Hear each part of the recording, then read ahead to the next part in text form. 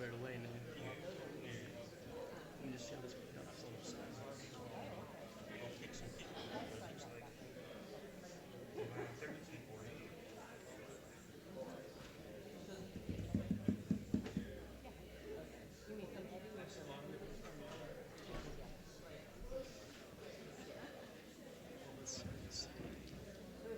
See, it's a good thing you did that because we got to go through all this download iTunes and shit. Do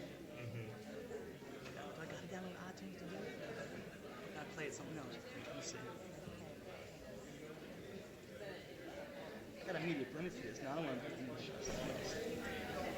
Let me just see if I can play it to a different media player. Yeah.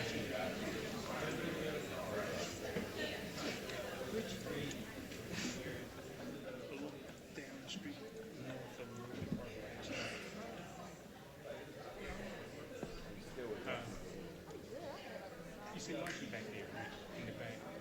He got a bag on it. What's this?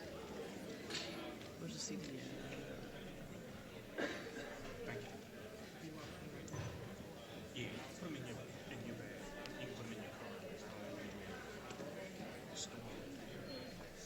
Hey, Thanks. this is technically president. This?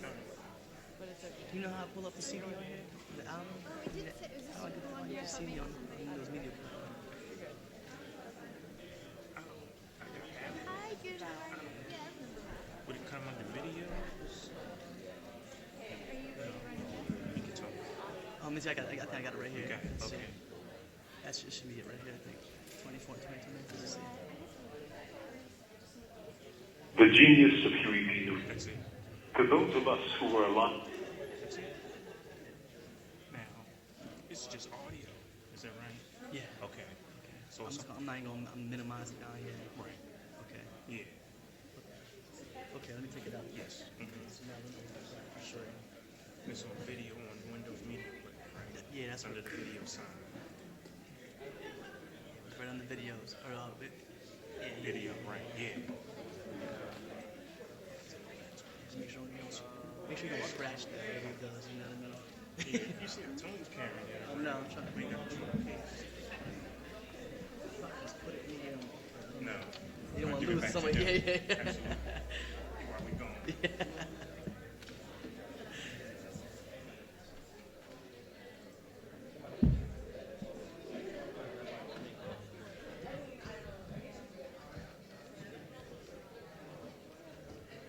Yo, dear.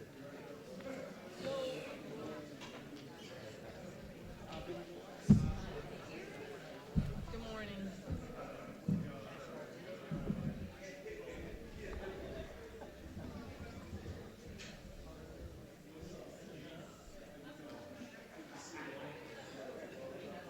This way, right there.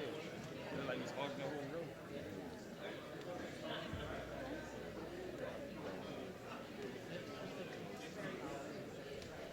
Last night he was sitting up there, so Oh, okay, cool. All right. relatively. See you later. Oh, he's over there in the corner.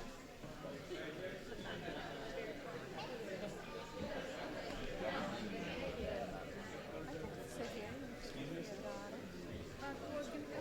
What's up, man? It's good to see you, brother. Hanging in there? Yeah, we'll get up. I'm trying to make sure it's all good. War, peace, and love.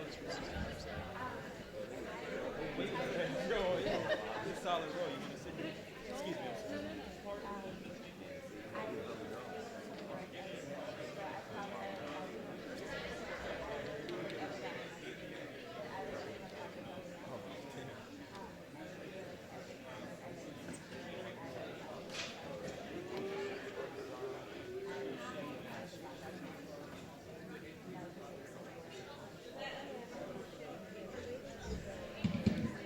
What's your name?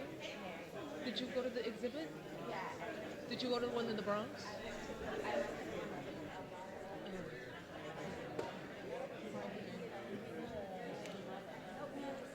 I'm sorry, my life has been crazy. Did you call me on my phone? Did I respond?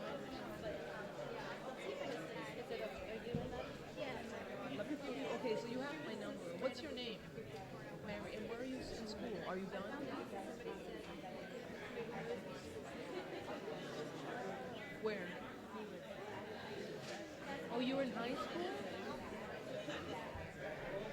You were in high school? I just turned in my book, by the way, my manuscript on the young books. It's been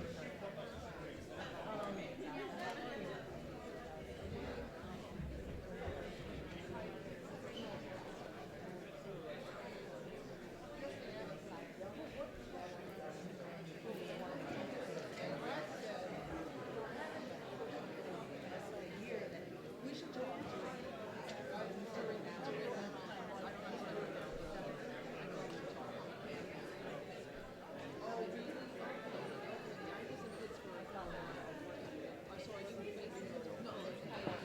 It's a wrap for him. I don't know which things are gonna come, but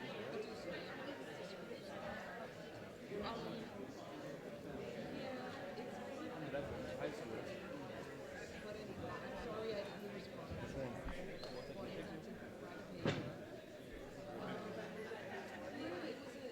Yo, Isaiah.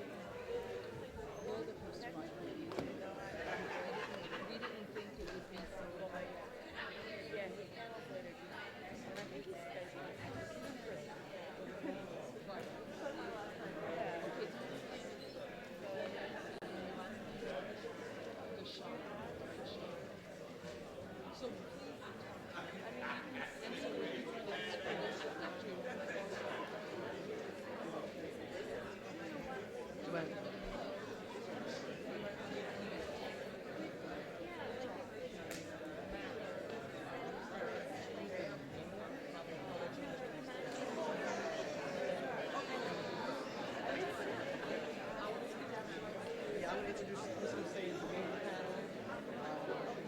Moderator. I'll just say their names, and if you want to say anything, how would you prefer? Say their names.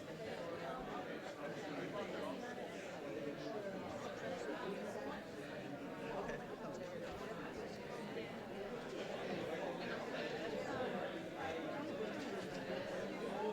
Yeah, definitely. Well, if you'd like, I can just name the panelists. So that's me.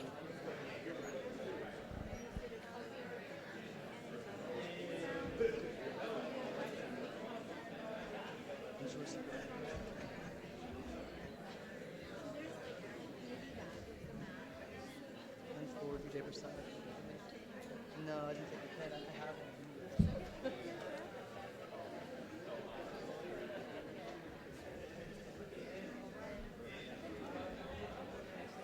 Are you gave me this or this is yours? Yeah, it's my home use. I was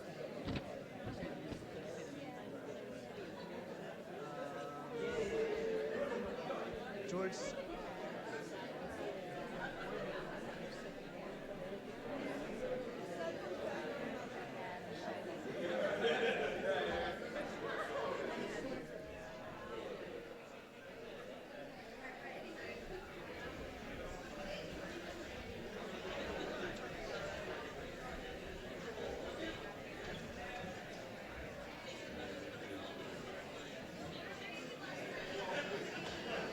Vijay.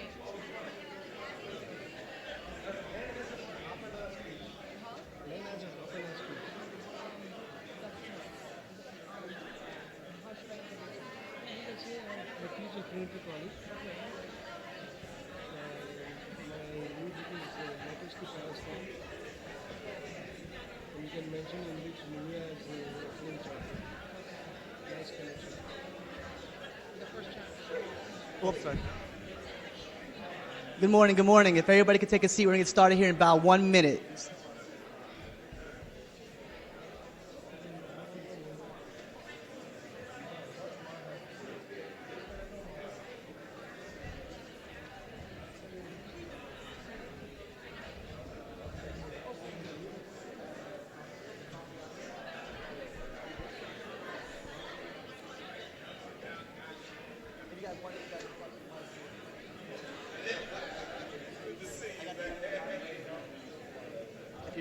If you're a little closer to it, it's a little bit better. Hello? Hello?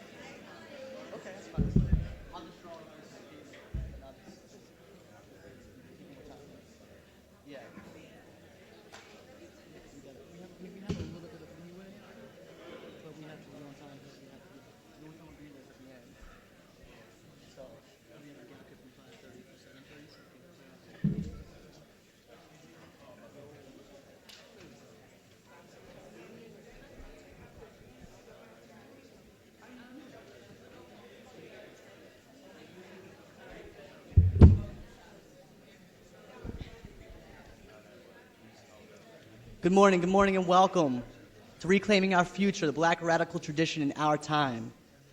We have a very dynamic panel here for you this morning on war, peace, and global justice, resistance to the U.S. empire. The panelists will be Glen, Vijay Prashad, George Ciccarello Maher, and the moderator is going to be Johanna Fernandez. At this time, I'd like to welcome Johanna. Give her a round of applause, please.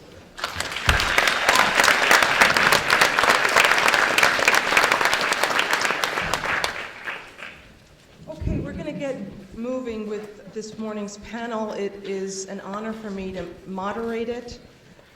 We come together at a moment when the world is in crisis, both domestically and internationally, to speak on the issue of solidarity and its importance for building a new society and to creating a revolutionary situation are three speakers. George Ciccarello Maher is Associate Professor of Politics at Drexel, and he's the author of We Created Chavez. Then we will hear from Glen Ford, who, as we know, is the executive editor of Black Agenda Report. And finally, we will hear from Vijay Prashad, who's a professor at Trinity College, and he's the author, most recently, of Letters to Palestine, whose first selection is by Mumia Abu-Jamal. So without further ado, George.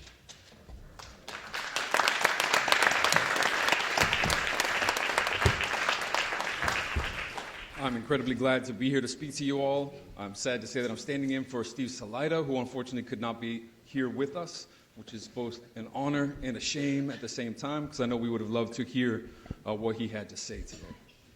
Now, we're talking about imperialism, we're talking about solidarity, and I'm going to talk mostly about Venezuela, what's going on in contemporary Venezuela, and what we can do about it. But at the same time, I always want to insist, and I'm going to try to insist throughout, that when we speak about Venezuela, we're talking about our own struggles as well. These struggles are deeply, historically, politically intertwined with what we're going through today. And at the same time, that when we struggle, when we engage in anti-imperialist solidarity, that solidarity must always be anti-capitalist as well. I think many of us probably agree on that. Now, we live in a moment of upsurge, a moment of resistance and rebellion, of people in the streets, of riots, of takeovers, of occupations of space, and of radical demands. Now, this seems, I think, very new to many of us who grew up in the 1980s and the 1990s. But it is not so new in many ways to people who have been struggling against the earlier waves of neoliberalism, another word for this perverse form of that capitalism has taken in recent decades worldwide. Now, I always like to insist and to remind people that what's going on in Venezuela, the Bolivarian Revolution, did not begin with an individual. It did not spring from the actions and the mind of Hugo Chavez. It began long before him. It began in the long organizing, strategizing, underground conspiracies that were developing over a series of decades, and it began, above all, in a powerful moment in 1989, known as the Caracazo. This was arguably, and we can, maybe there's a conversation to be had against this, arguably the first major rebellion globally against neoliberalism, in which before neoliberal austerity hit us in the United States, or hit certain sectors of the United States, it was being imposed by force, first in Chile under the Pinochet dictatorship, and then across the hemisphere by the World Bank and the IMF. And yet when local elites were pressured by those institutions of global power and global governance, to impose austerity on Venezuela, people took to the streets, resisted, rioted, burned, looted for almost a week, and nothing has been the same since. This was 1989. It is from that Hugo Chavez then attempted to seize power in 92, then victoriously won an election in 1998. But it's essential to understand this moment if we're going to understand both what was going on in Venezuela and what has happened since.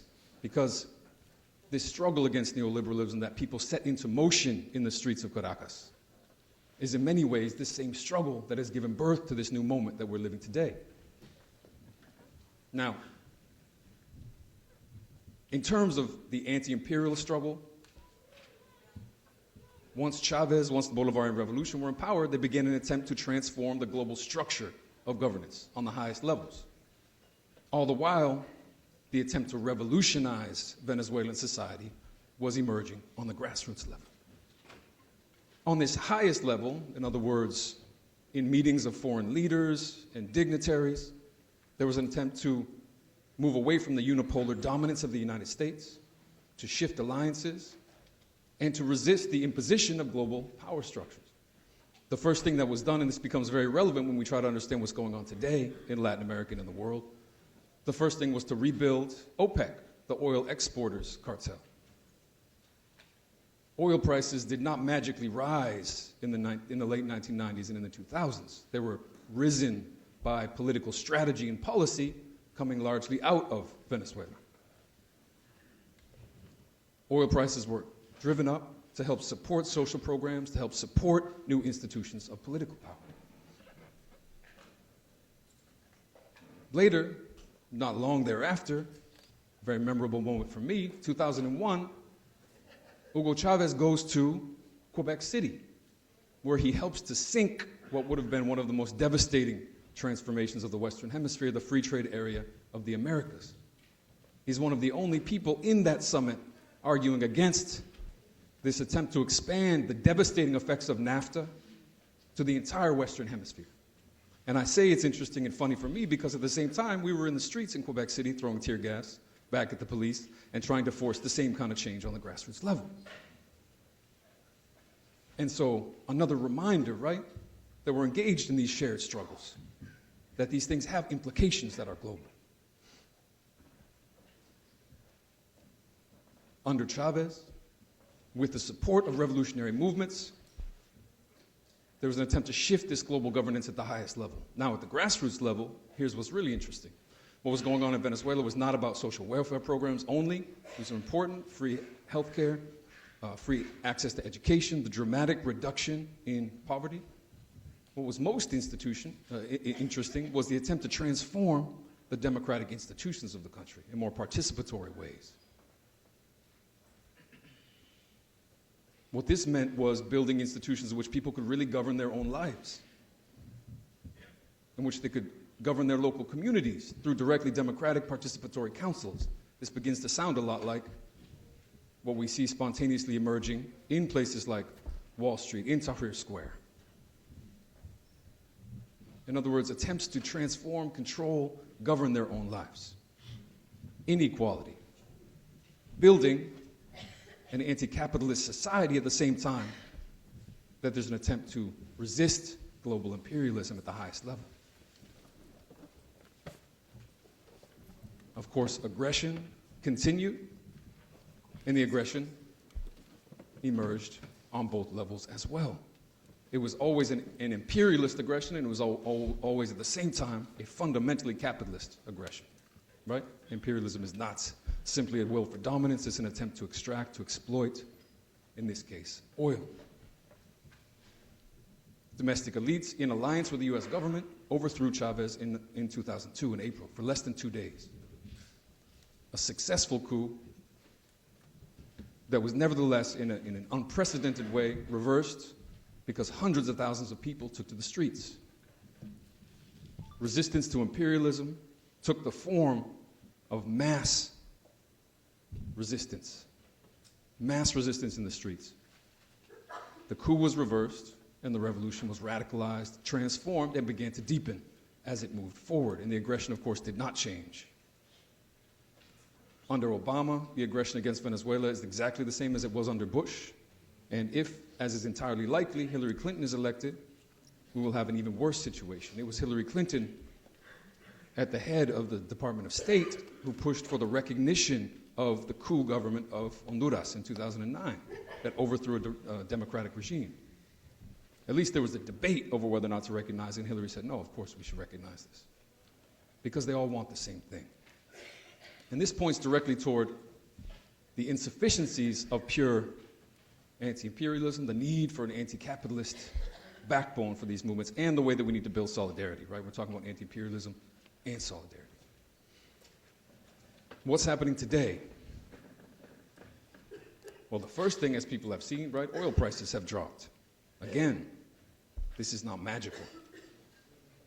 Oil prices dropped as the result of a concerted effort and a long-term strategy that involves Iraq, that involves Libya, that involves the forever lapdog of the United States, Saudi Arabia, who is willing to sell out all of the other oil-producing countries to maintain its position, its privileged position in support of U.S. imperialism. No matter how many heads they chop, no matter how much they support ISIS, they're still going to be receiving these funds from the U.S. government because they're essential to this strategy of breaking the oil cartel, lowering oil prices, weakening Venezuela, weakening Russia in the process.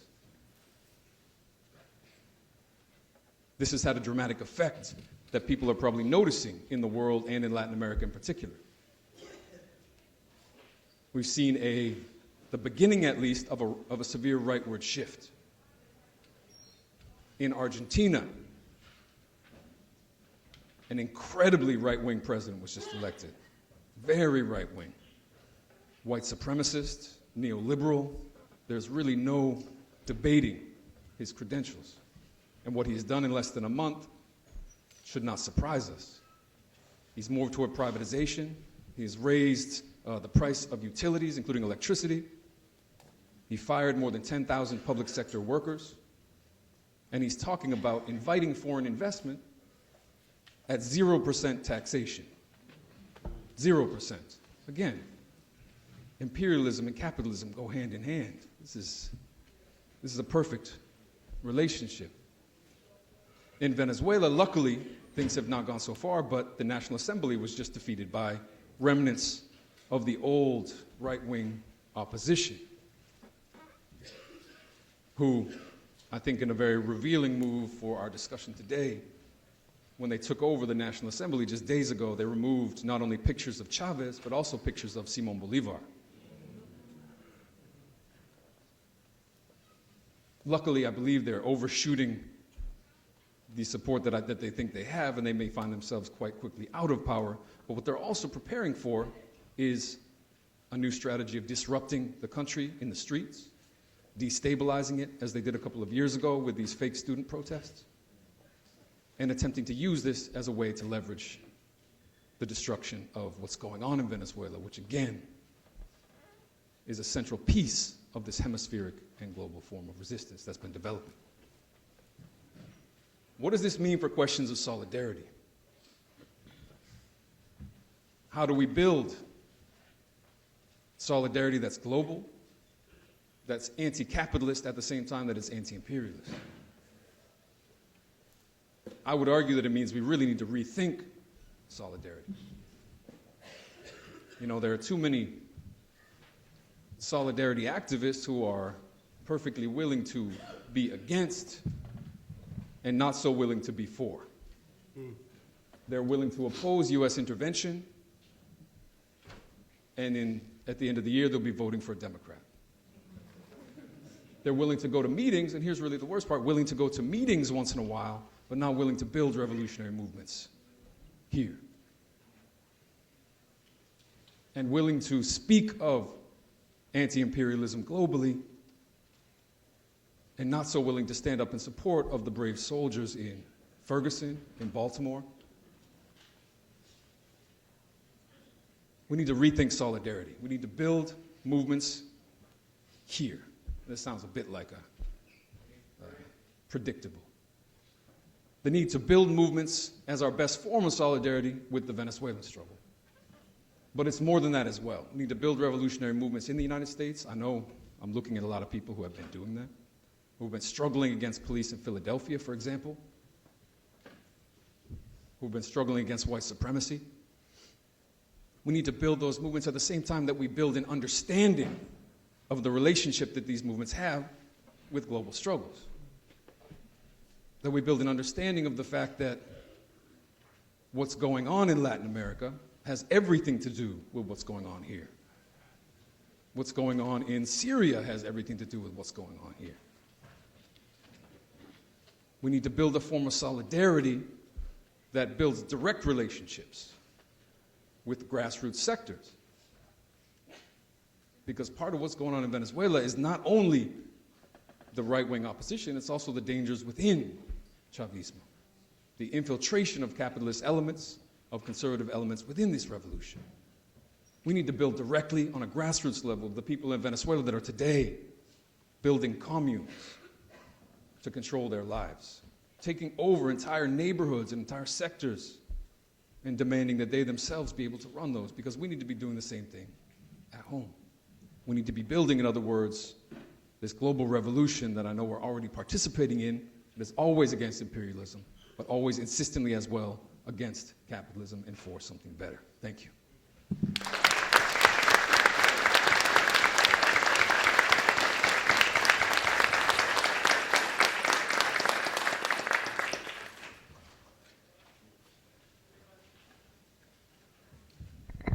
Power to the people. Now, those of you who know me know that I arrived with a script, and this one's kind of thick, so I hope that you will bear with me and that Ms. Fernandez will cut me a little slack. It's of course... You can take my time. Thank you, thank you. It's wonderful to be part of a conference that's full of black people and people of color and progressive white folks, and a conference especially that is unashamedly and proudly anti-capitalist.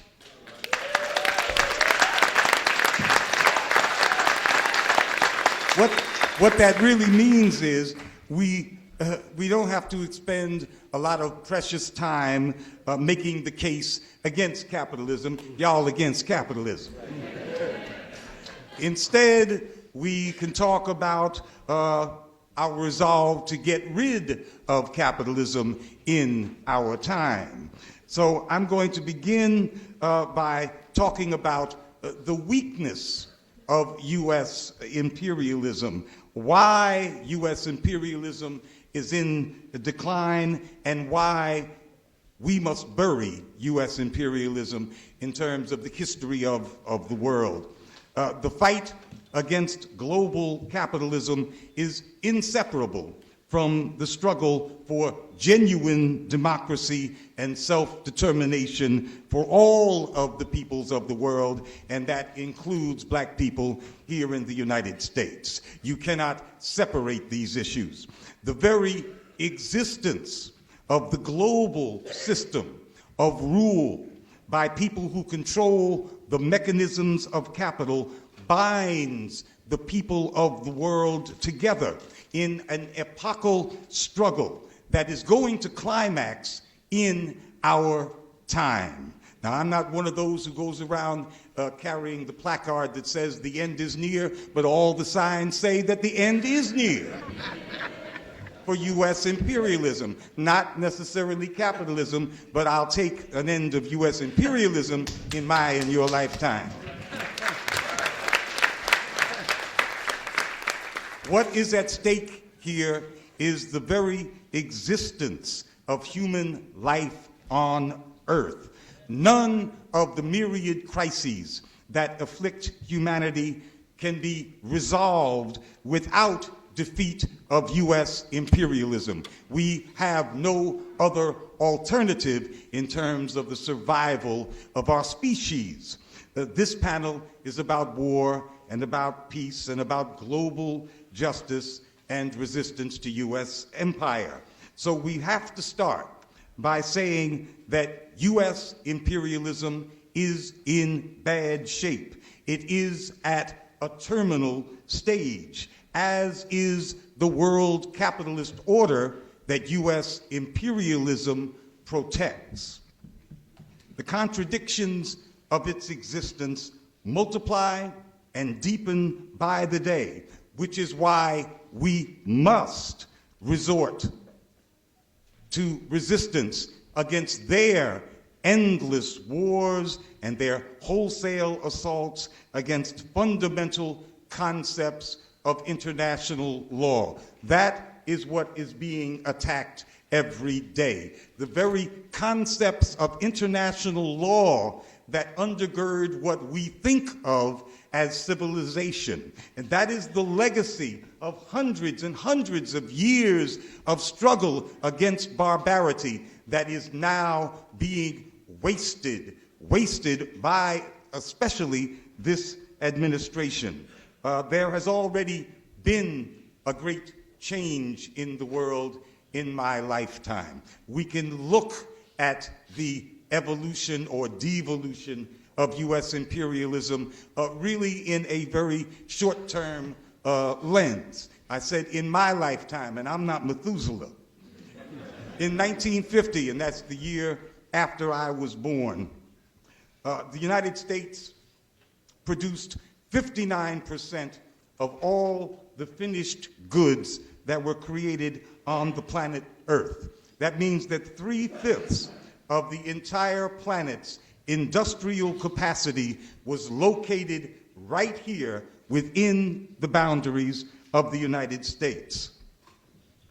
In the years after World War II, the United States not only allowed but fully participated in United Nations conventions on the inalienable rights of nations and of peoples to have sovereignty and self-determination. Some beautiful words were laid down on paper, and the United States took full part and allowed this process to continue. At that time, the people who ruled the United States believed that the decolonization process, the shedding of colonies, of the European colonies, would benefit United States capital and would benefit U.S. corporations because they would then gain access to these markets, these vast regions of Africa and Asia that had previously been the preserves of Britain and France and other colonizing countries. The real motive of the United States, of course, was to increase capitalist penetration of all of the world's markets by the nation that had the most capital and had by far the biggest industrial capacity and was way ahead of everybody else technologically. And most importantly, possibly, the country that had the most powerful military in the world. The impediments to this U.S. project that looked like, at the time, I'm talking about the 1940s, that appeared to be anti-colonialist, the biggest impediments were, of course, the socialist bloc, and especially those revolutionary forces in the colonized and formerly colonized countries themselves.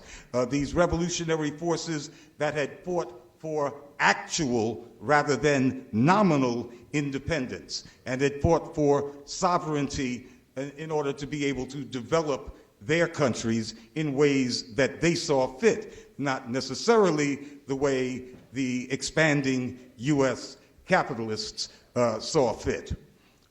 You see that I've papered over already the 1950s and the 1960s, so you have to forgive me. But believe me, I'm aware that Vietnam happened. But I'm trying to talk about the decline and the weaknesses of U.S. imperialism. By the 1970s, finance capital was consolidating its hegemony. I like that word, hegemony. Its dominance, its power within the international capitalist order at the expense of what we used to call industrial capital. And this change was led by the United States. In other words, the bankers and the other centers of finance capital were rapidly becoming dominant, and that trend was most pronounced in the United States. In fact, the growing dominance of finance capital is inseparable from and a result of the deepening contradictions of the capitalist system. This emergence of pure capital, of people who make money not from making things, but from money, is key. It's an epochal turn. in history and with the capitalist system.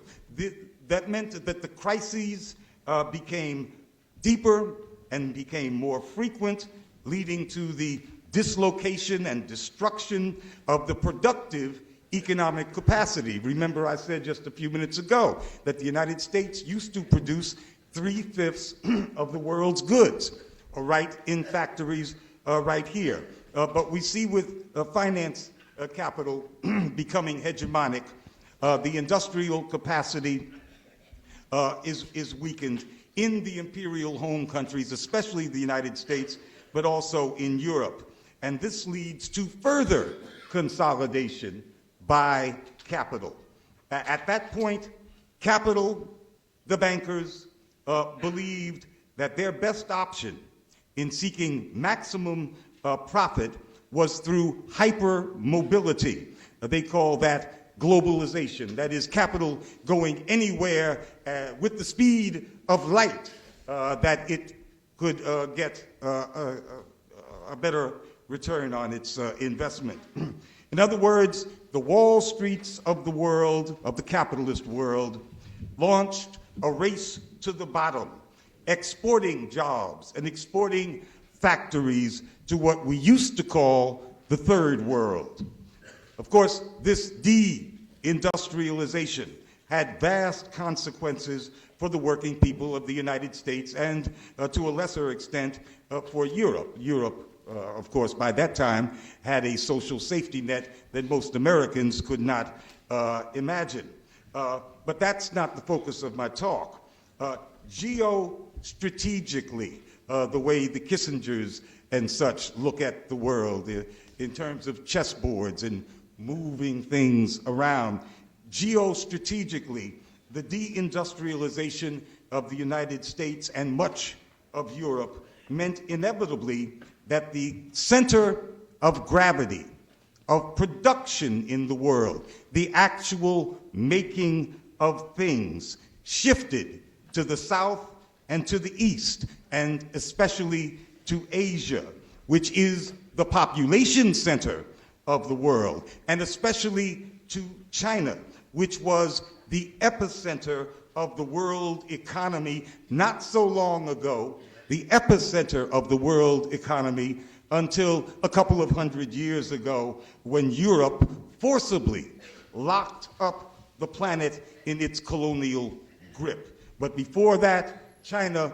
was the center of the world in terms of population and in terms of economy.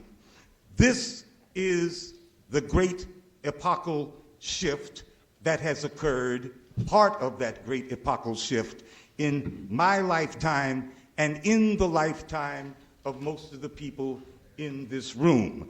Basically, we're talking about something that starts as a phenomenon in the 70s. The decline and the decay of the capitalist order centered in the West. The deindustrialization of US and European economies. These are results of this great change. The consolidation of political and economic power by finance capital, which fed upon every destruction of the actual industrial base. And the integration of the global economy, as I said, at the speed of light, with this hyper mobility of capital, with the production of actual goods now being centered in Asia and especially China. This is a world that is far away from the world that I was born into around 1950, when the US built 3 out of 5 of the machines that we used. The shift in production to the decolonized world, the former third world, has hollowed out Western imperial power under the umbrella of the United States. It is a hollow kind of phenomenon. It looks big and bad and mean, but it is hollow at the center in terms of its productive capacity. And that means everything when we talk about the weaknesses of imperialism. This does not mean that we are nearing the end of capitalism. Capitalism, in fact, exists all over the formerly third world. Capitalism is roaring in China, despite the news that we're hearing today. But it does mean that U.S. imperialism, the protector of Wall Street here, is in bad shape. The billionaires of China have something to say about the existence of capitalism in their country. I've heard that some of them are members of the Chinese Communist Party, so they will have a role to play. But these sea changes that have occurred in the world, in the distribution of economic capacity and the political power that goes with economic capacity, they pose a lethal threat to the structures of U.S. imperialism, which is the global enforcer of the international capitalist order.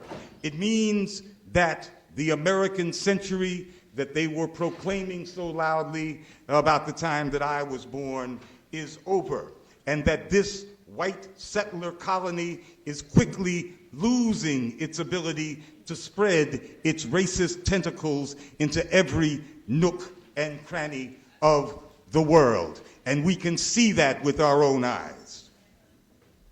It means the U.S. will lose its capacity to prop up its European junior partners and their privileged position in the world, the legacy of centuries of colonialism. It means the dollar will soon lose its artificial status as the world reserve currency, and that will be catastrophic in its consequences to imperial power. It means that U.S. imperialism has been largely stripped down to its military component. American soft power is disappearing, and so you see its fangs almost all of the time and not the soft side and the smiling side of its face. It means that China is already, by some measurements, the #1 economy in the world, and the U.S. must rely more and more on the raw threat of military force in order to get its way, because it does not have the economic weight to throw around the world like it used to. It means that increasingly, the United States is weaponizing its remaining power, the power of the IMF and the World Bank. It is weaponizing that power to rig the global financial system, using sanctions as veritable bombs to disrupt the economies of countries that disobey its dictates. But that is not soft power as in the past. That is, as I said, using its ability to rig world financial institutions as weapons. And people know when they're being attacked by weapons, and those institutions lose their credibility, and people try to get away from them and create alternative institutions. So it provokes a reaction, an institutional reaction, that further weakens U.S. imperialism. As the leader of a system that is run by speculators and financial manipulators, the U.S. does not hesitate to plant a bomb, as our comrade talked about earlier, a bomb in the global energy market. It conspires with Saudi Arabia to implode the cost of oil and to inflict harm, of course, on Russia and Venezuela and on others. But the long-term effects on the global economy of this planting a bomb in the energy market, the effects are incalculable. Nobody knows what this means, how it impacts upon all the other sectors of the world economy.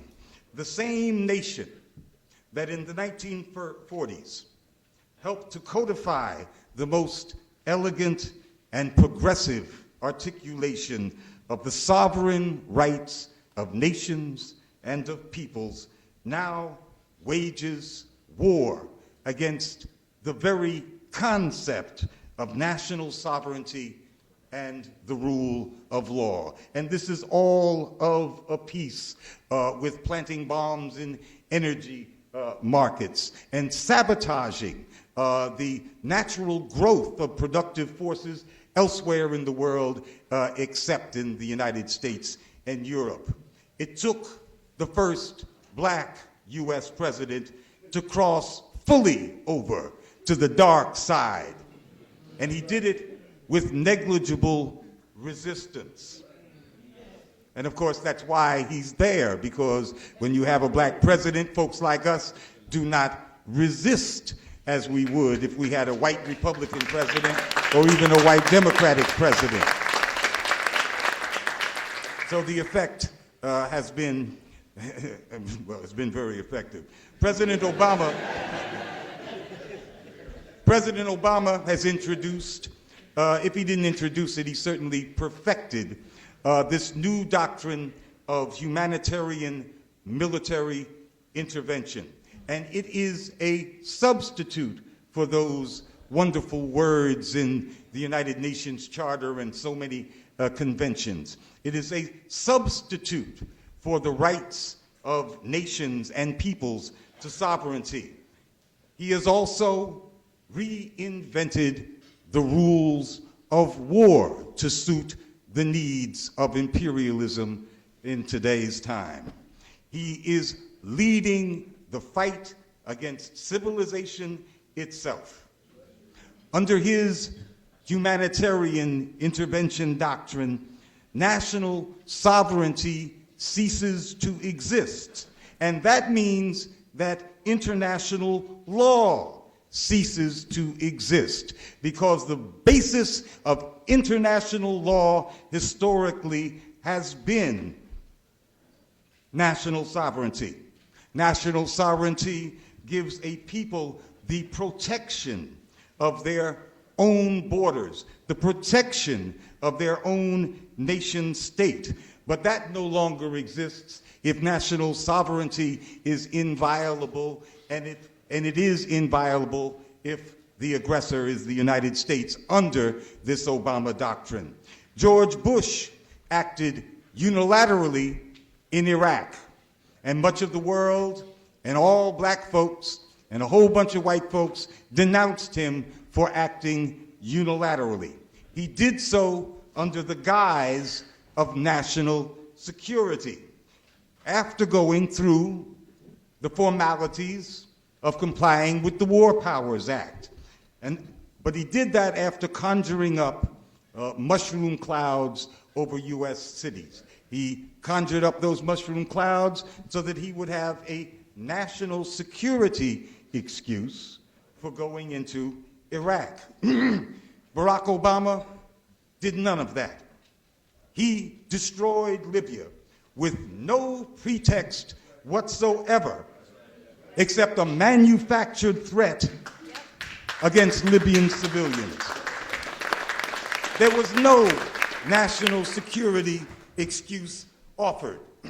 6 months later, while the bombs were still falling on Libya, Obama refused to submit to the War Powers Act. He said that the United States was not engaged in a war with Libya, and in fact, the United States was not even engaged in hostilities with Libya.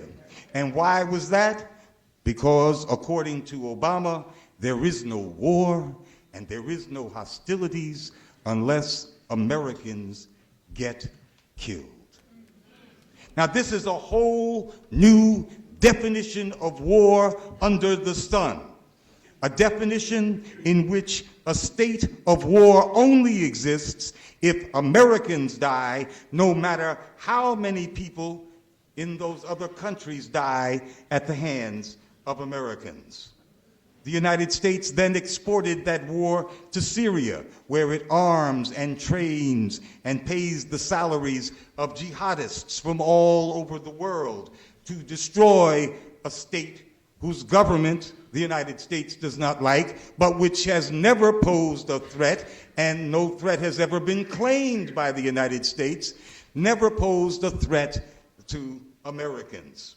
International law has been nullified methodically, especially by this administration, and 250,000 people are dead in Syria because of that, because the legal protective barriers of sovereignty have been destroyed and nullified by the United States, which has been bombing Syria for many, many months now, with no permission from the Syrian government, no permission or sanction by anybody, just by fiat. There is not time and there is no necessity to recount all of the horrors of U.S. so-called humanitarian intervention under President Obama in the Middle East and Africa. The point here is that the U.S., that is U.S. imperialism, can no longer operate within the rules of international law that it itself helped to formulate not so long ago. And that is a profound sign of both the weakness and the desperation of U.S. imperialism. I haven't gotten even through a third of my script.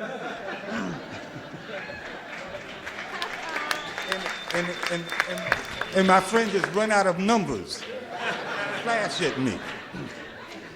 So I'm going to fast forward to the part that's about us, about black people in this country.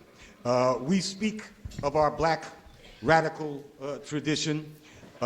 We often write in Black Agenda Report about the historical black consensus on peace and social justice, but it has been quite battered, and I fear our reputation as black folks in the world has been battered over the last 40 years with the rise of this black misleadership class that is far more concerned with being represented in the halls of power than it is about peace or about justice or about the welfare of black folks here in this country. And I think, given that I ain't got no time left, I'm going to give two examples. Back in 2012, Susan Rice was a candidate to become Secretary of State. Who is Susan Rice?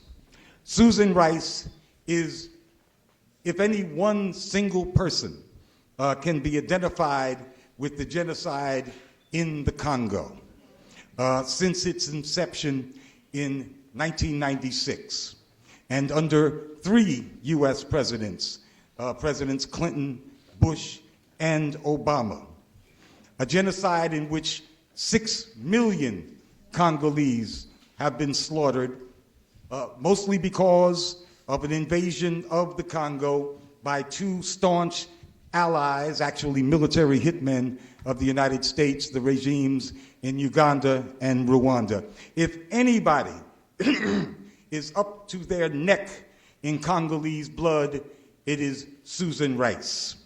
And yet when her name was floated to become possibly the Secretary of State, the entirety of the Congressional Black Caucus and virtually all of the black misleadership class rallied around her.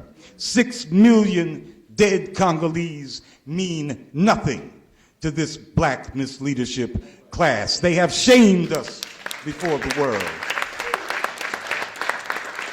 In 2011, when the bombs were still raining on Libya, Congressman Dennis Kucinich introduced a bill that would have halted the U.S. and NATO aggression against Libya. Half of the Congressional Black Caucus voted against that bill.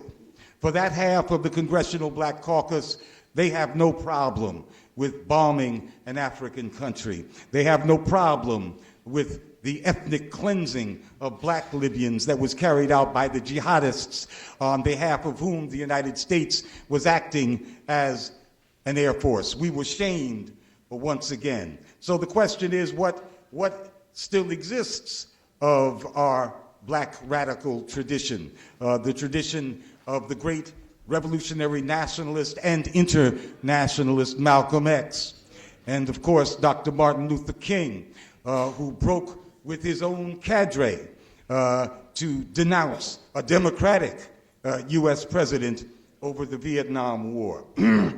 Well, it's difficult to get empirical data.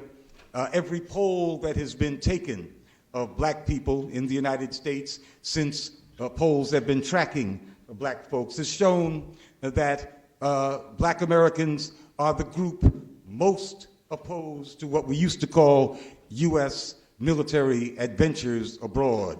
Now, when you're invading the whole world, I don't know if that's an adventure or not, but that's what they used to call it. I think that a clue to where our people really are emerged 6 weeks before the U.S. invasion of Iraq. That was this poll was taken by the Zogby polling organization in February of 2003.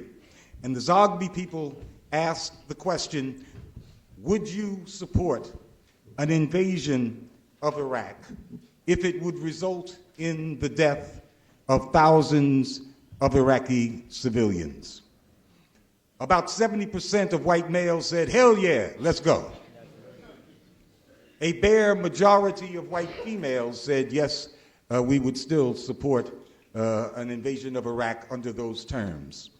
16% of Hispanics answered in the affirmative in terms of invading Iraq.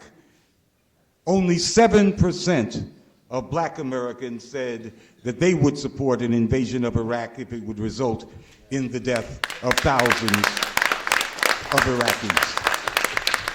That is an expression, I don't know if you could call it internationalism, but our identification with other folks in the world who are under the gun of U.S. imperialism. That is consistent with the black historical consensus on peace and social justice. I don't think that things have changed that much in the 14 years since Zogby asked that question. We are the same people. I believe that once we are in the streets, our true voices will be heard, and they will shout down those corrupt and despicable members of the black misleadership class who have been trying to represent us, but in fact represent U.S. imperialism.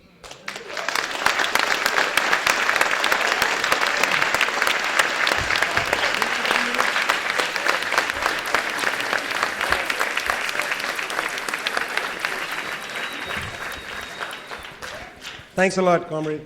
That was terrific. Comrade Tony, you're laughing, but thank you for helping put this together. Thanks to the BROC for having us.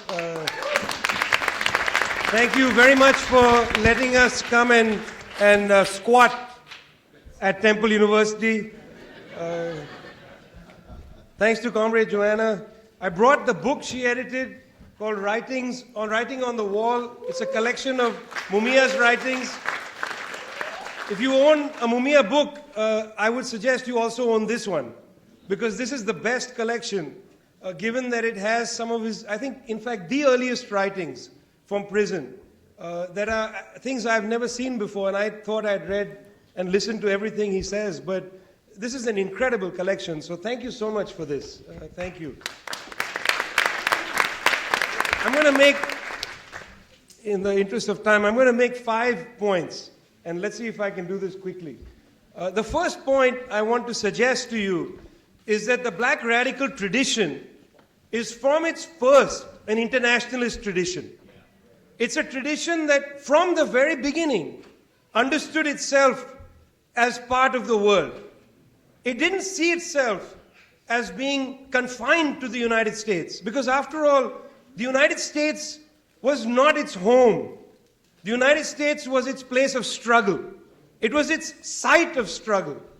It had an international view on the one side because before the term was created, it had Pan-Africanism, which itself was not about Africa alone, but it was about the Americas, all the way across the Americas, not only the United States. It was about anti-slavery, it was about freedom. And Pan-Africanism is indeed always going to be beyond the boundaries of the United States. The second major source for the black radical tradition's internationalism was the communist movement.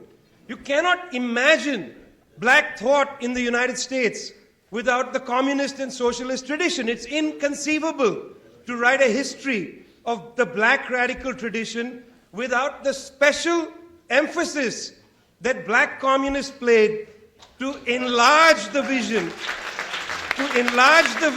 not only of the black radical tradition, but of communism. Because communism, and by which I mean the Communist International, the Comintern would have been lesser without the impact of American and other black communists inside it from the very beginning. That's right. You know, it wasn't, and I think this is part of the anti-communist tradition that has grown in intellectual circles, the assumption somehow that communism is a white movement, is what they say. But we know that this is not true. Communism from its very beginning was the tradition of the toilers and the oppressed. And they fought to create it in their image.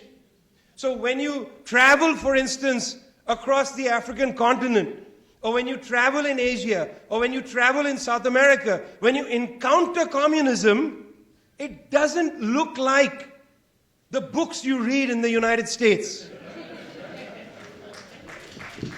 They talk about people you've never heard of. But they see them as central characters in their communist journey. So without understanding the black radical tradition and its internationalism, you will be in danger of parochializing it and cutting off one of your own limbs. This is your heritage. It is not a gift coming to you from the world.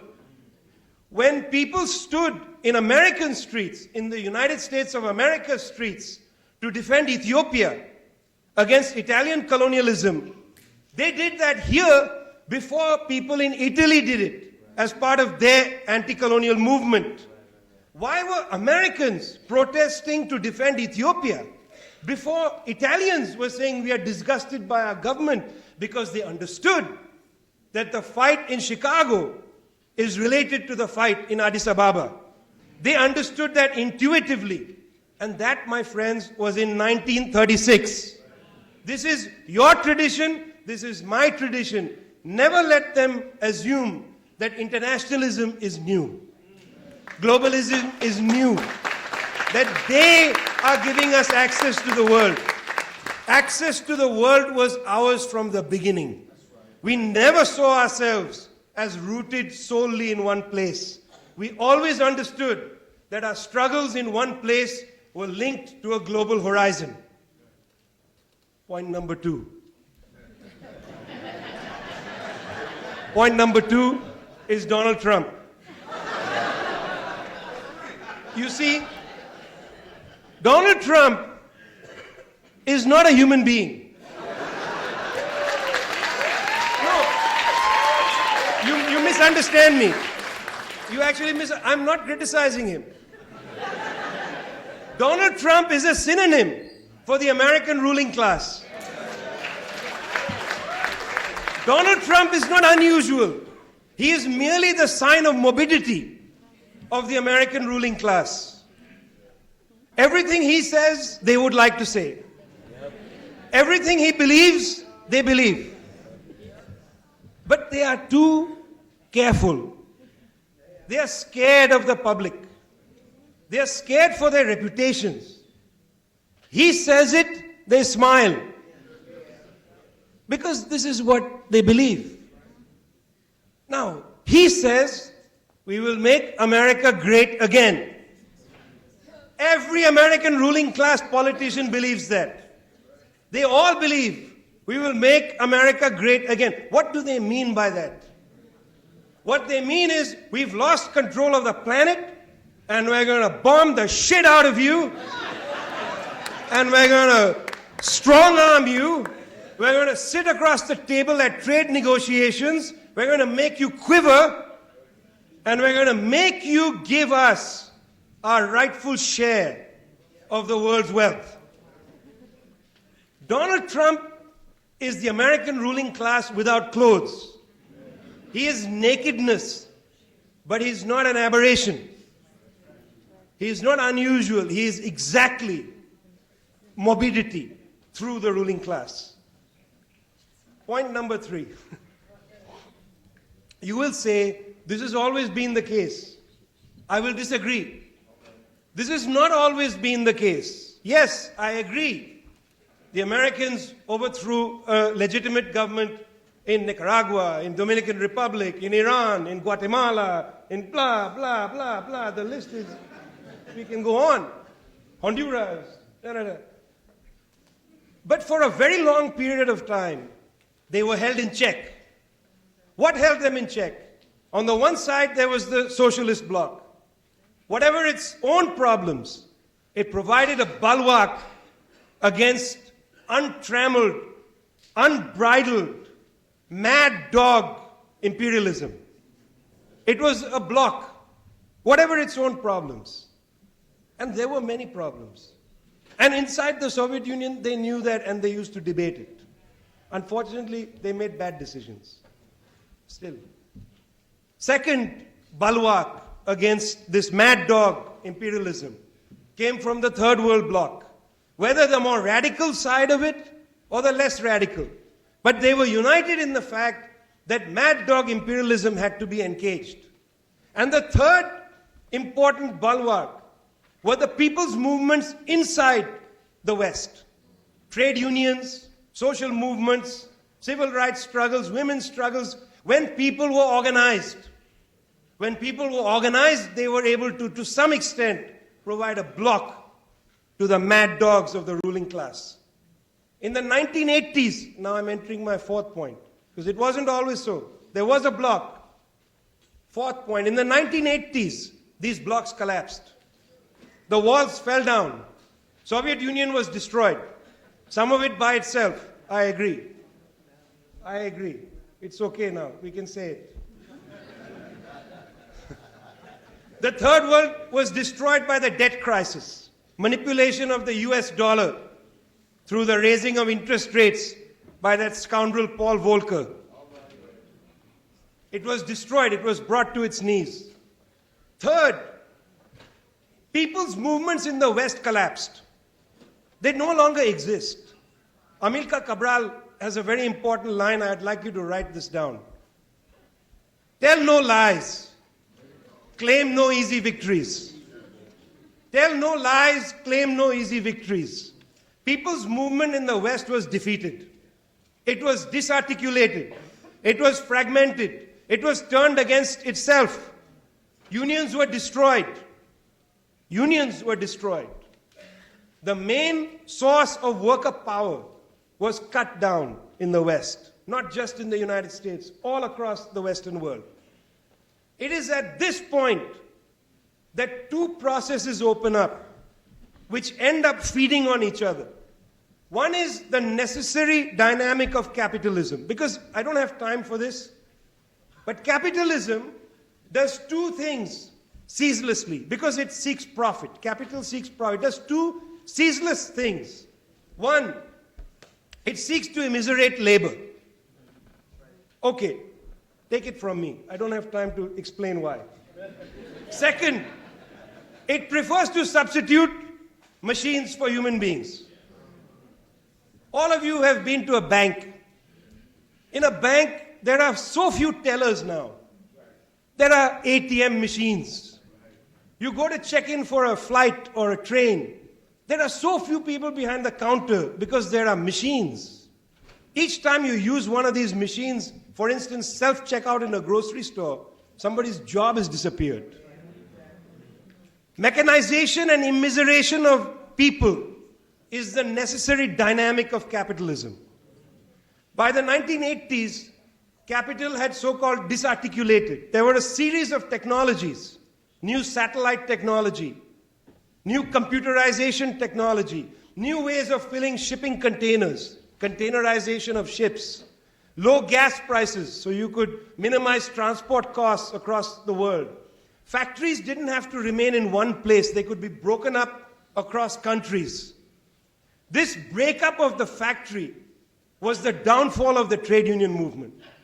Because the moment you don't organize workers in one factory, capital can play small parts of the production process against itself. This was the start of the race to the bottom economics. And this was the main reason for the destruction of trade unionism around the world. That's one set of processes that developed. The second is because the walls had come down, capital could behave barbarically. And let me just give you one international example and one domestic one. No longer did it need to apologize to destroy Panama, 1989. That was the first example setting in motion from Panama to Libya and onward, sets in motion how the United States was going to act in this new period. You just go in, bomb them, send in special forces, grab Manuel Noriega and throw him in a prison in Florida. Now, Noriega was a thug, but he was their thug. He was the CIA asset. This is no way to remove your asset. They previewed this strategy in Grenada in 1983. But 89 was spectacular. The Gulf War of 1990-91, spectacular.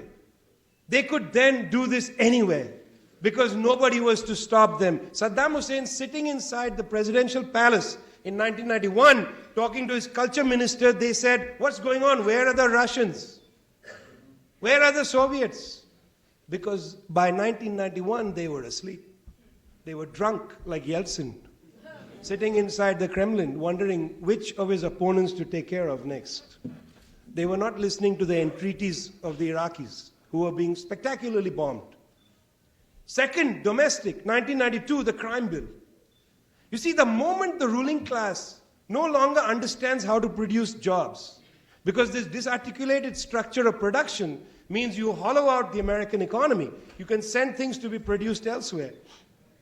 The way it operates, its answer to joblessness, is to criminalize people. So the crime bill comes at the perfect moment. Just when you no longer need people to work, you have to warehouse them somehow. You warehouse them in open-air prisons, you police them. Or you warehouse them in prisons itself. In both cases, you're warehousing people. They are no longer necessary. They have become a disposable population.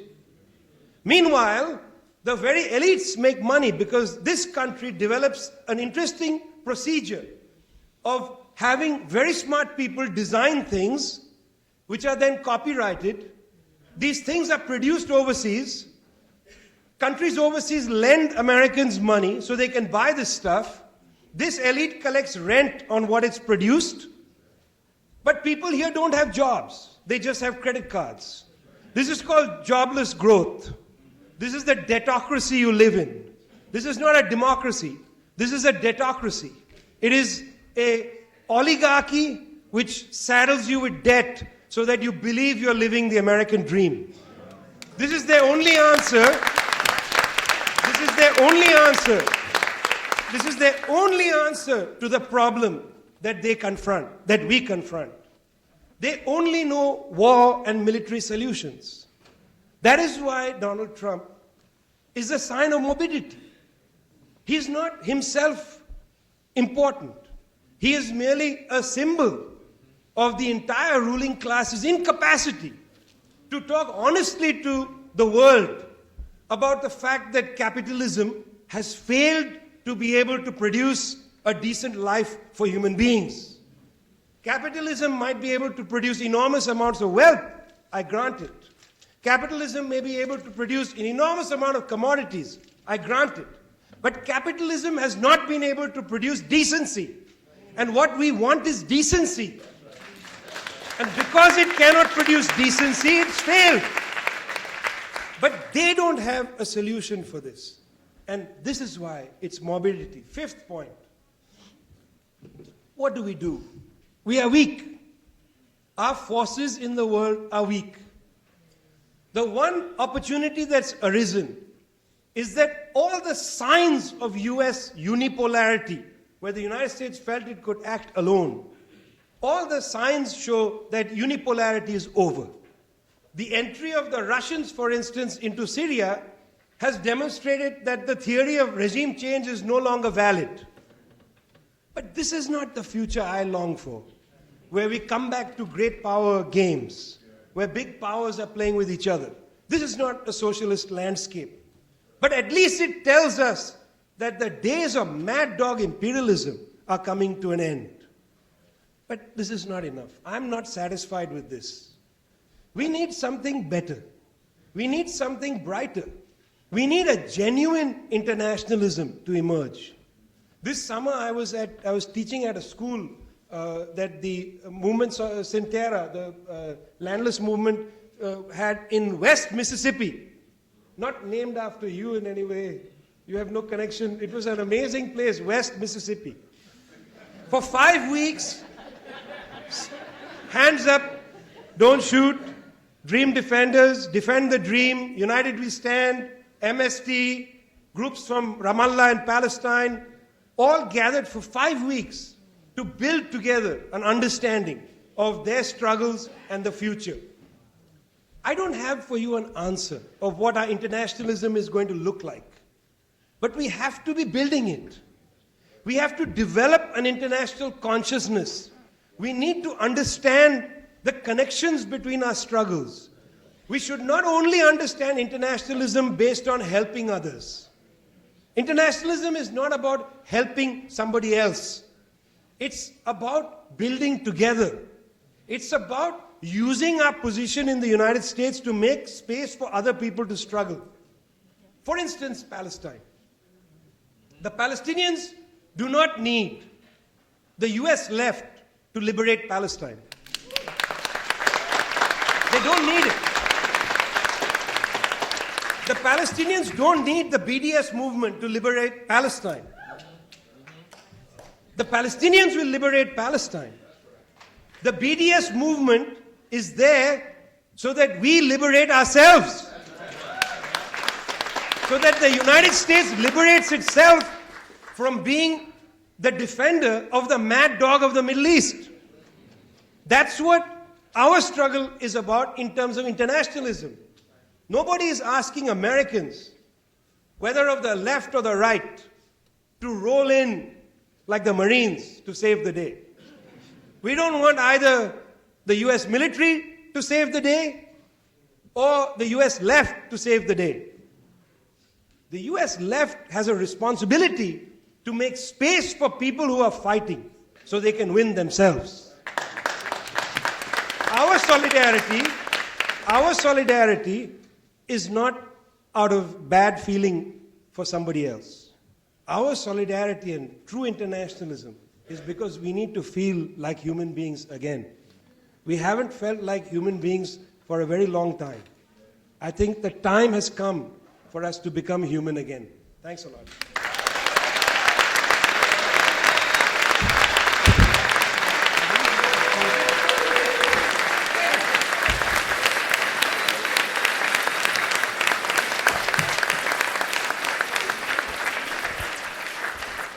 Okay, we have approximately 10 minutes for questions and comments, and a lot has been raised from the decline of U.S. hegemony to the importance of movements on the ground to the importance of solidarity.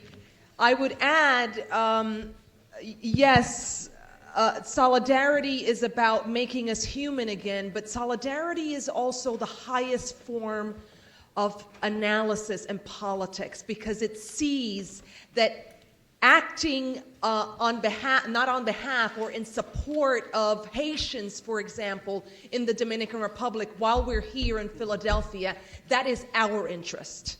That's how we advance our goals for freedom and a better society here. So may I have hands? One, yes. We have 20 minutes, okay. No, in the blue here, in the blue. Sorry. Excellent. I'll be brief, I promise. Well, thank you, first of all, to the panel. Excellent discussion. It's fantastic.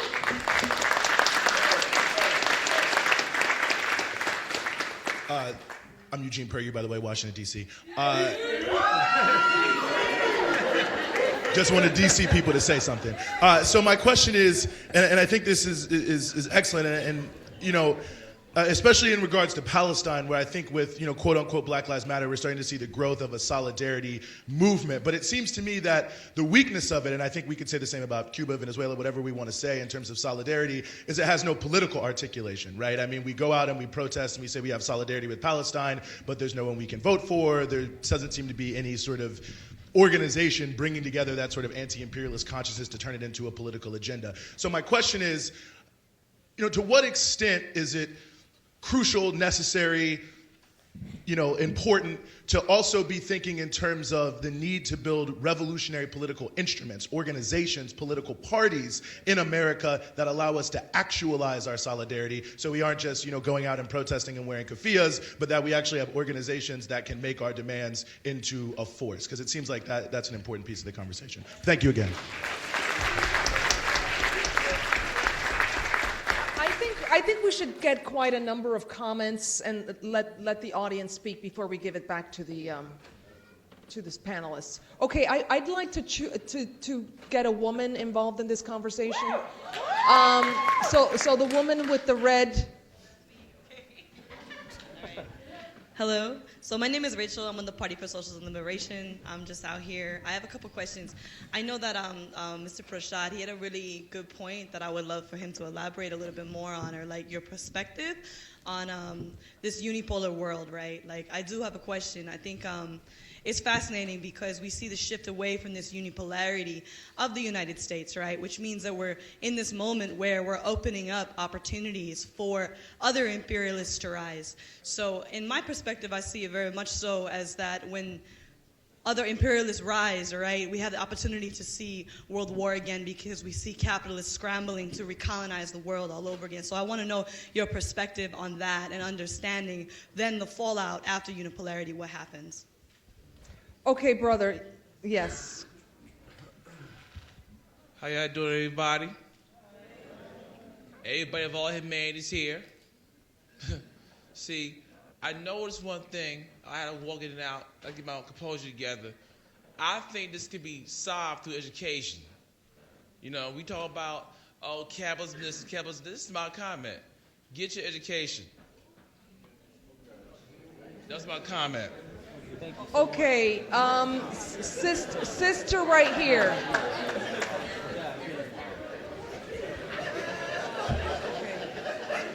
Nobody's going to argue with that. There was a lot of talk of international solidarity, and I've recently been learning a lot about media literacy and how important it is to understand what images are thrown out and how they're shaping you as a people. And I wonder how much media literacy is really taking place overseas. I've been to Afghanistan, I've been to Kuwait, and it doesn't seem like they're aware of how they're being depicted in the media, and I wonder if that could be a solution as we try to make improvements. Okay, I have a few people here, and I'm trying to get a diverse set of voices heard. The brother in the back there with the green. Yes.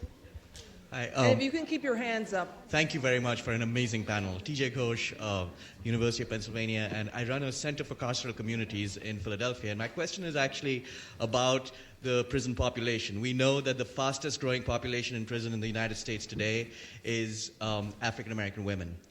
We also know that we know the numbers in terms of African American men. My question is, and for women, it's sex work. They are getting arrested in huge numbers for sex work. For men, we know it's drugs. My question is the connection between sex work and drugs in the international context, in the international capitalist context. How do we make this one of those international moments where we connect to sex work movements across the world on a workers' rights movements and substance use movements, through Afghanistan and Colombia and to the United States? That would be an interesting moment where the local, especially in Philadelphia, connects to the global. That would be an interesting strategy, I think. Okay, we have three questions here. Sir, then you, Sister Poet. The brother here, yes. Tondabantu Iverson, Denver, Colorado. Thank you. First of all, again, thank you all for a stimulating, thought-provoking engagement with us. We haven't had a specific or explicit mention of this, and so I begin with a very terse comment. I don't think that we can, in our analysis, really grasp what has been happening to us intergenerationally, historically, in this country or in the world, unless we take seriously the intersectional activity of feminists. And I mean black feminists. And when I speak of feminism, I'm not just talking about women standing up to deal with questions of sexism. I'm talking about men and women standing up to think critically about what it really means to be human and not just address, we've heard about capitalism, obviously, imperialism is connected, but unless we are also dealing with patriarchy, we're not going to be successful. Okay, the young sister.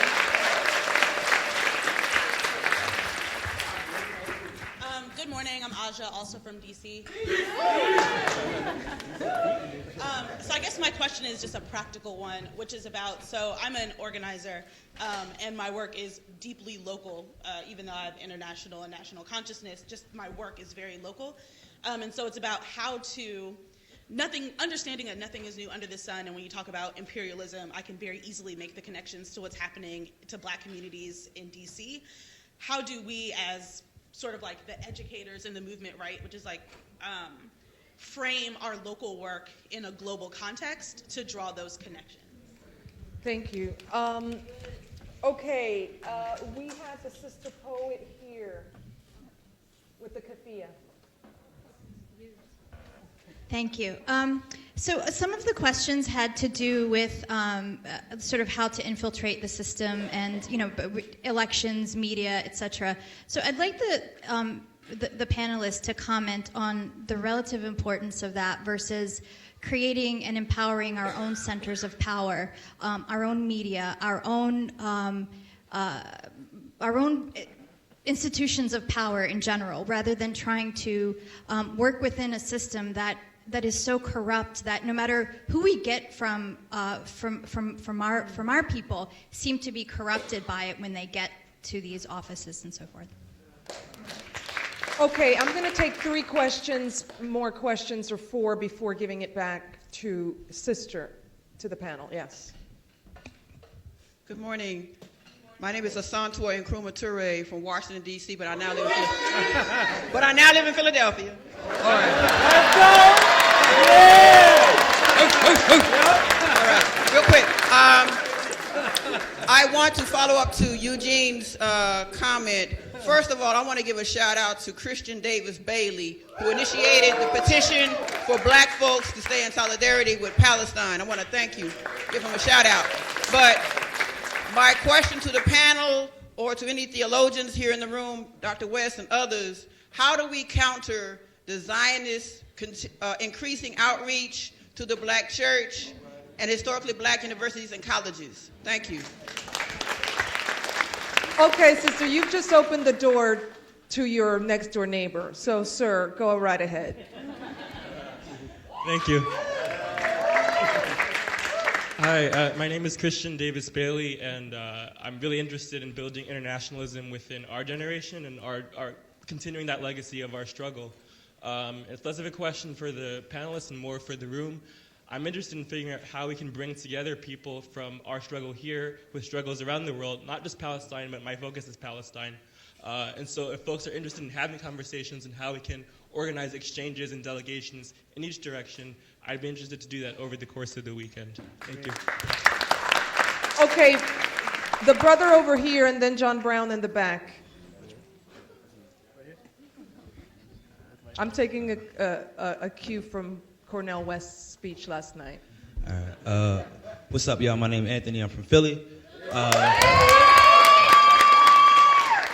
I just want to say we talked a lot about intersectionality and supporting other groups and really redefining what solidarity really is. I just want to know, like, how can we center on anti-blackness, which is rooted in all the places that we are trying to assist liberate. Anti-blackness exists in many of the places that we are claiming are oppressed, and anti-black and black people will be at the bottom of all the revolutions. You can talk about any economic system you want to in any revolution, but we will always be at the bottom because there's an intense culture of anti-blackness. So I want to know, how do we center that still while still being intersectional? Okay. Yellow in the back over there, and then the brother over here. Yes, in the center. Yes. Thank you very much. Is this on? My question's for the whole panel, but especially for Dr. Prashad. As a species right now, we face annihilation with very real climate change, and which is a direct result of a capitalist mode of production. And though the weather will not discriminate in terms of its effects, it will adversely affect poor people, and especially people of color the most. Whether it's floods in India, or it's, I think, the Maldives that could be entirely underwater. And how do you see the intersection between the struggle to stop capitalism and the struggle to basically save our existence as a species from the actions of the ruling class? Our last comment before I take it back, over here. Yes. No, you don't have to answer. Thank you, Phil Donahue. My name is James Bradford. I'm the chairperson of the Communist Party of Eastern Pennsylvania and Delaware. And I would like to thank Vijay Prashad for his comments in regard to the contribution of black communists to the movement, particularly as this is the 65th anniversary of the petition that was presented to the UN by a famous communist entitled "We Charge Genocide," which accused the United States, based upon their history of lynchings, based upon their harsh history of black Americans, with genocide. It was met with a lot of criticism, but it brought a lot of attention to the plight of black Americans within the United States. Thank you, sir.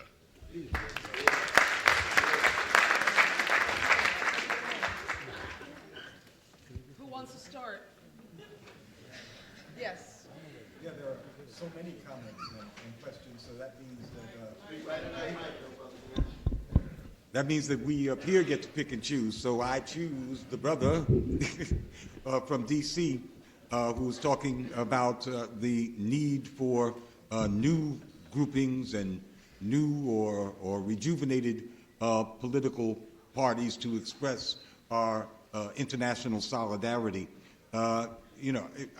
We must note that during our last great mass movement, which was a flowering of internationalism as expressed by masses of people and by specific organizations like the Black Panther Party, and whose internationalism was reciprocated by folks all over the world, so that you had Black Panthers in India, and still do, and Black Panthers among the Maoris in New Zealand, and other examples. Note that during that period, we had only 5 or 6, a handful of black congresspeople. And we had not elected a big city black mayor until 1967. But our voices were heard through our grassroots mobilization and through these very organizations that the brother was alluding to. So if we're going to build a movement, we should anticipate that there would be a flowering of mass expressions of international, and that that would be reciprocated by struggling peoples around the world. And in terms of how do you counter Zionist outreach to the black church, well, the Zionists have many forms of outreach. I'm told that there's a school in D.C. that's a charter Hebrew school which advertises itself as creating, as having as part of its business plan the creation of better understanding between black folks in the United States and the state of Israel. I think that we should see countering these Zionist outreaches as part of our internal struggle. And when I say internal struggle, I mean the struggle within the black community, which is going to be so critical if we are to build a movement in the 21st century. Since we have this well-developed and entrenched black misleadership class that is wholly affiliated with Israel. I'll give one example of that. Congresswoman Barbara Lee, who is considered by most to be the most progressive member of the Congressional Black Caucus, if not of the entire U.S. Congress. She was not afraid to be the only congressperson to vote against the U.S. invasion of Afghanistan, which was right after 2011. She voted solitarily against that, but she could not vote against the unanimously passed House resolution in favor of Israel, which was enacted even as Israel was bombing the hell out of Gaza in 2014. So there is a solid wall of this black misleadership class, this black political class that is in solidarity with Israel. And these are the same folks who are in solidarity with the bankers in this country, who are in solidarity with the capitalist order and with the imperial order in the world. So it is integral to our internal struggle that we must wage, that we attack them, and I mean attack them, on their solidarity with Israel, as we will have to confront them at every step and in every area of political discourse if we're going to have a real movement.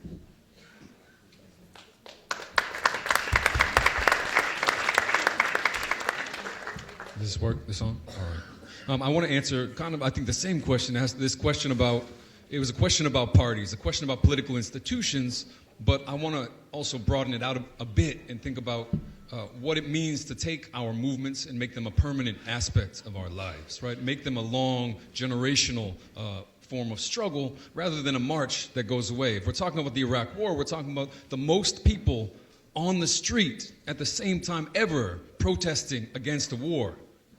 And we know what the result was, right? We know that all of those people went home at the end of the day, and we know that the war happened, and we know that it's been war ever since then. So we're talking about how to take these people. What if they all refused to go home that day, right? What if, and here's the strength, despite all of its faults, the strength of the Occupy movement, right, is that people sat down and they refused to leave, which is the same thing that people were doing in Tahrir Square, which is the same thing that people were doing in Madrid at the emergence of the Indignados movements. Making stable our movements in time, just as we do through institutions, through parties, attempting to build a stability, to build an intergenerational relationship that will be able to continue in the long term. And I want to touch on the question of how to center anti-blackness in the U.S. context, in particular, but also globally. Because I think we're also finding in the deepening contradictions of this moment, anyone that goes on Twitter, I think, sees this, that there are heightening tensions over this question. For example, tensions being posed between Afro-pessimism and the question of Palestinian liberation. Tensions being posed over how to struggle against settler colonialism, on the one hand, as an institution with a long legacy, and how to struggle against the legacy of chattel slavery. These are different legacies, but at the same time, history in some ways is our best guide because these are deeply intertwined legacies. Because the colonizers came to the Americas and invented a conception of race, applied it to indigenous people, and then quickly, once they decided indigenous people were human, they could be converted to the Catholic Church, they applied it very quickly to African slaves. This is the same history. It's the same concept which says that there are certain people that are less human and certain people that are more human. It took a very sharp form in the United States under chattel slavery, and we need to understand it in that context and struggle against it in that form. But that doesn't mean there's no relationship to what happened throughout the world and throughout Latin America in particular. And this gets to things that everyone else has said already, namely the fact that the relationship between black radicalism and Cuban revolutionary movements and Latin American revolutionary movements has been a powerful one, but it's not a relationship of charity, right? If we go to Venezuela today, we're taking more than we're giving. We're not there to save people. We're there to make ourselves better revolutionaries. Black revolutionaries moved to Cuba. Robert F. Williams moved to Cuba, moved to China, and lived there. And this is part of that tradition. The relationship between the Chinese Revolution, with all its faults again, and the black revolutionary tradition is fundamental. And this is the way that we can understand an insistence on building that solidarity, maintaining it, never decontextualizing what goes on in the United States, the depth, the absolute depth of anti-blackness as the sort of founding stone of this country in a lot of ways, alongside settler colonialism, putting those into a dynamic conversation and building our movements in a way that builds bridges in this moment rather than burning them. Okay, we're going to start our next session right after Vijay speaks. Our next session is neoliberalism, spatial domination, and gentrification. We'll have to start immediately thereafter, so please hang around. Vijay Prashad. Sorry, I cannot speak sitting down, so that's my problem. It's impossible. Somehow there's a connection between sitting and not speaking for me, unless I'm on the floor. I'm just going to make two broad comments on the terrific. I wish there was time to go through the question. First one about how to, Ajay, you made the point about how to frame struggles. When we live in a world where the education system is essentially creating ignorance, where the media is bought and paid up by the war industry, where there's no way to really understand or have a good sense of what's going on in the world, it falls to the people's organizations to explain the world to each other. It falls to organizers to make it clear to people that they are not alone in their struggles, that similar things are happening elsewhere. Furthermore, I think it's very important for us to show our communities that the target of our anger is not merely the person in City Hall or the person in the governor's office, that there are much deeper and pernicious forces arrayed against us, so that we are not disappointed. Because you elect somebody, you should not be disappointed that, oh my God, we elected somebody to the White House, it hasn't worked out. So now we're pissed off. Well, because there are global forces, and our struggle is not merely to close here. Our struggle has to be endless, which brings me to the second set of observations.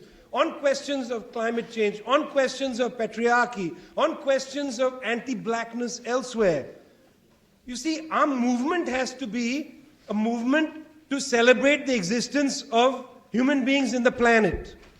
Our movement cannot be one that is perfect to begin with. There will be any number of contradictions within our movement. There will be blind spots. There will be grievous, horrible silencings within our movement. We can't be disappointed because there are the silencings. We have to take the silencing as the opportunity to speak out, to deepen and move our movements forward. Too many people reject organizations or reject movements saying they don't address my issue. Well, go and join them and make them address it. They're not going to address it and then welcome you. That's why you join movements. So if you believe that the world has to be, climate change needs to be, we have to force our movements to take them on board.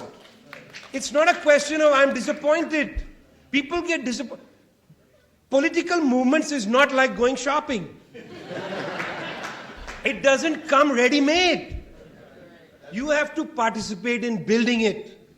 So on all these issues, we are fighting for our species being. Again, it has not yet revealed itself, but we cannot be disappointed in each other.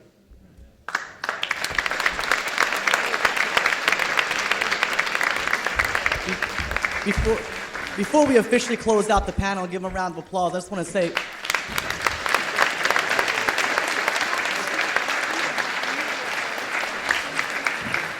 so very quickly, I just want to say that Dr. Montero gave me the hardest job at the conference, trying to put time limits on brilliant minds and their ideas. So I got to talk to Dr. Montero after the show. Nonetheless, what I'd like to do is thank you guys so much for making us realize, as Du Bois said, well, wait a second, blessed are the peacemakers, for they shall be called communists. Is that praise for the communists or condemnation for the peacemakers? So nonetheless, what I'd like to do is call the next panelist down. We're going to take about 8 minutes. We're going to get started right at 11:15. So Ricky Sanders, James Dupree, Megan